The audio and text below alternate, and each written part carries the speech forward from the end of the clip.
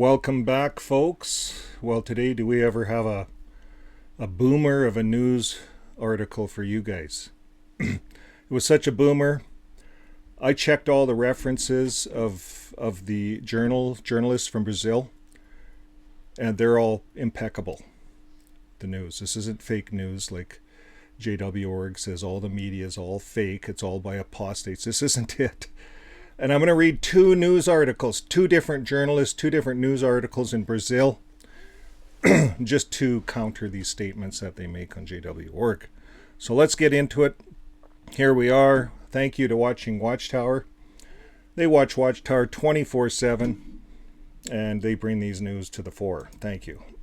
So we'll start with this one. Brand new news, June 2nd. Federal police investigates connection between suicide of believer and Jehovah's Witnesses in Mato Grosso do Sul. Excuse my Spanish here. A suicide suspect would have been disassociated from the group, they're saying. Would have been. If he had waited, you see. He was given a letter. Get that out right at the beginning here. When you're given a disfellowshipping letter, you have 7 days to appeal it. So legally they wait 7 days for you according to their elder's book. Then if you don't appeal it, then they announce it at the next Tuesday meeting or whatever, that so-and-so is no longer is no longer part of the group, no longer a Jehovah's Witness. And then the following Sunday, they give a talk into the public talk, and in that public talk is buried what the individual did wrong. So it's not like anybody doesn't know. Everyone knows this is how it is. It's just a waiting time, and you get to wait. So what happened here, this guy didn't give them a chance. He got the letter and he just killed himself, outed himself. So no 7-day waiting. And so then the PR guy gets on and says, yeah, we didn't disfellowship him. Can you believe that? Well, anyways, let's get into it. Here he is. Let's read the first part of this. This is a news journalist in Brazil. The PF is the federal police. They're investigating this death, and he took his own life at 54. And they're saying he was subjected to a slave-like labor at the behest of people linked to the religious group known as Jehovah's Witnesses, the behest. So what does this mean? Behest, someone has asked or ordered you to do something. The behest. It means because someone has asked or ordered you to do something. So because they've asked this guy to do things, we're going to get into it. The federal police, this case requested that the federal public prosecutor's office get involved. And they're talking about this. They're saying he had reportedly been disfellowshipped from the religious group, a procedure among Jehovah's Witnesses that nullifies social interaction. So they had, who was this guy? Well, he was 54, born in 69. And he, at the age of 18, he was a schizophrenic patient. So he ended up having a guardian. It was his sister. And he carried on a normal life. He had 2 kids, couple marriages, his first marriage. His second marriage was a JW, and then he started going to the meetings. But here it is. His older sister was his guardian the whole time. So, and they noticed that, he was a practicing Catholic since he was a child, but he abandoned everything. His brother, his mother. And that's what happens when you become a Jehovah's Witness. You abandon everything. Everything's worldly. Everything's from Satan. Only Jehovah's people are the real truth. This is what you're programmed to believe.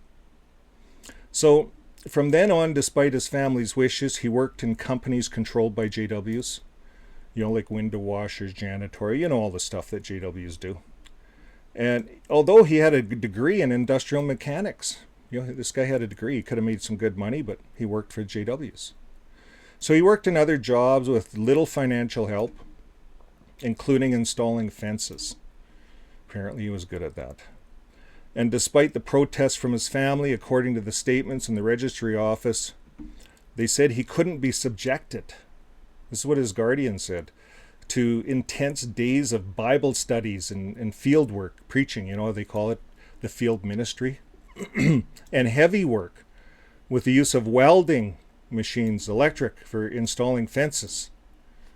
So they used him at both ends, this guy. They used him for days on end, Bible study, preaching, welding, putting in fences, all for zero pay, for nothing. So the family complained. They said only bread, food left by the elders. Since the heavy work he did, he needed substantial food. They put him to work he'd never done before, like digging and putting in fences in the hot sun, and they only gave him bread. So at this point, Paulo, who had always been very talkative and cheerful, he could barely speak. His voice was a whisper. And they urgently took him down to the healthcare center, and they found that after a series of testing, he had inadequate nutrition. So it sounds like he was at the Watchtower Farms, the Brazil Watchtower Farms. There's one in Canada here too. And they worked the hell out of him. And they didn't feed him. So they recommended a new diet as soon as possible, which was arranged by his guardian. So I don't know what was going on there with his JW wife. They don't talk about her much. It says Paulo was constantly called by these elders. It names all these elders, among others. This is what I noted. These elders look down on the family because they're worldly, right? They're from Satan. And they use doctrinal religious arguments to persuade him. Here's what they said. They are versatile in brainwashing. That's what the family said about these elders. In other words, according to the document, Paulo had everything. He was diagnosed with schizophrenia. He was subjected to a regime similar to that classified as a situation analogous to slavery. Now, I looked that up. What does that mean?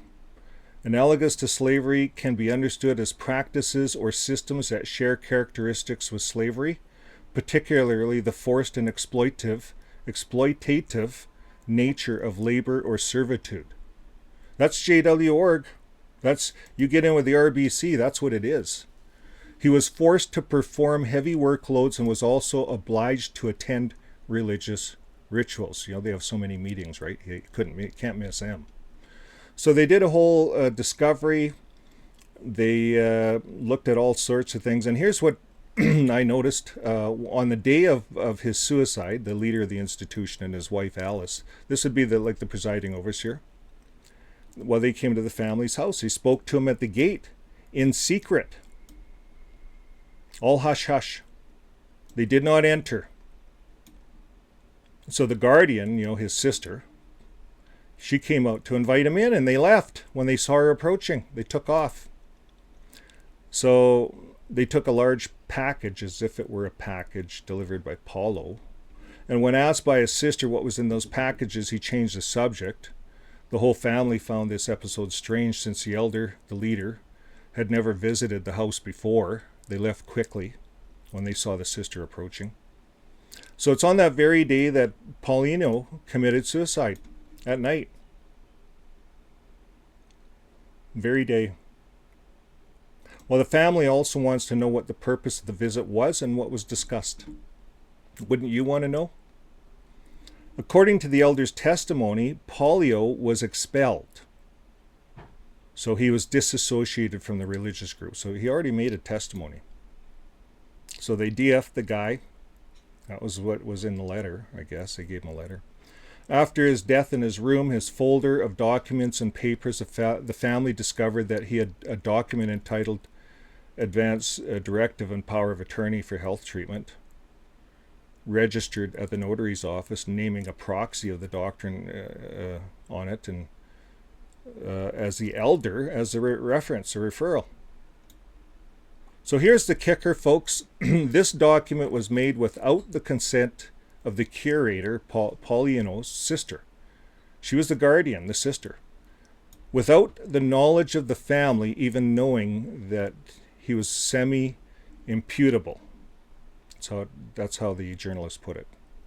So the guy wasn't, he had a health concern, schizophrenia. He was diagnosed, and probably took medication and stuff. And here, they did this all in secret, the JWs. They knew he had a guardian. They knew she'd say no.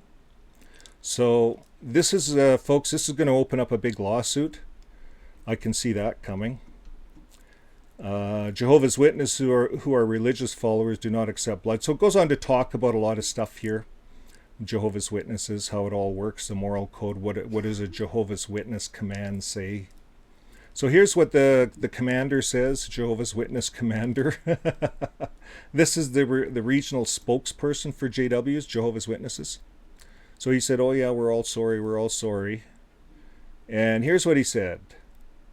Contrary to what his family reported, the guy that died, the JW spokesman says he was not disfellowshipped from the religion. You see, folks, how they twist it? See, he was disfellowshipped, but this guy's answering from the standpoint, like he was handed his letter, they had a judicial meeting, you're disfellowshipped, you have 7 days, to appeal it. Then if you don't appeal it, we announce it. So that's how it works. Was he disfellowshipped, folks? Did this guy answer honestly? I'm asking you guys out there, if you're PMO or if you're JW looking in on this, do you think he answered honestly? Why wouldn't he say, yeah, he was disfellowshipped? He just, it wasn't announced because he didn't make the appeal. Obviously, he was saddened by our righteous policy, our God-given policy. He was saddened by it and took his life. Like they could answer honestly, but I think it would cost them in court, cost them money. This isn't a religion, folks. This is a corporation protecting their interests. They don't care about this guy. They used and abused him, took advantage of him. He built all those fences at their farms. They gave him bread, starved him, and then disfellowshipped him. We don't know what he did wrong because he didn't have a chance to give that talk. So the spokesperson also reported that the followers of the religion studied the subject suicide. And then the news article went to the JW.org here. They actually quoted the page and copied and pasted a bunch of stuff. But there's nothing in there that says that they should go and get medical treatment and help. It's just study the Bible, go out in service. Now I notice under some of their latest stuff, they are saying in fine print, if you're reading the fine print, maybe you might have to get medical advice. But anyways, the big print is go to all your meetings, go out in service and pray and read the Bible. Family defense, they have a lawyer hired. This is all in the works, folks. Civil police, So here's a section how to ask for help. The newspaper wants that out there before you commit suicide, especially if you're a Jehovah's Witness. If you're a PMO and you're in there, call one of these lines up if you're really depressed.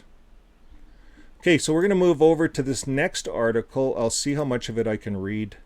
It keeps kicking me out because there's a lot of advertising on it. But the death of a man with schizophrenia. The police sees evidence of exploitation, mistreatment, incitement to suicide in the report submitted by the family members. So the Federal Public Ministry, the MPF, reopened this investigation against the religious organization Jehovah's Witnesses after the emergence of new evidence of crimes such as slave-like labor. It sounds like there was an investigation already, folks, so it's reopened. And slave-like labor, wow. It's on the third line of this article. Psychological violence. Think about that. You're a Jehovah's Witness. All of us that got out, it is psychological violence. Human trafficking. They're taking human beings and working them without feeding them properly. In this particular instance, I thought Bethel's fed you properly. But in this instance, they didn't. But they traffic people. The RBC, human trafficking. Do you know every other religion pays their workers? The Mormons, who are in competition with the JWs and they're back and forth. Who was in the nicest Jesus? I don't know, do you think the JW's Jesus wins? Not sure. They're taking his clothes off to see if he wins. But anyways, that's another video. Human trafficking, folks. RBC, if you're in with the RBC, you're being trafficked because you're told where to go and when to go. I used to get letters, emails, hey, we need you here and here, so-and-so. And if you phone in and you have holidays planned, well, are you not going to put Jehovah first? They give you the whole guilt trip, right? You're married to them. They're trafficking you from place to place.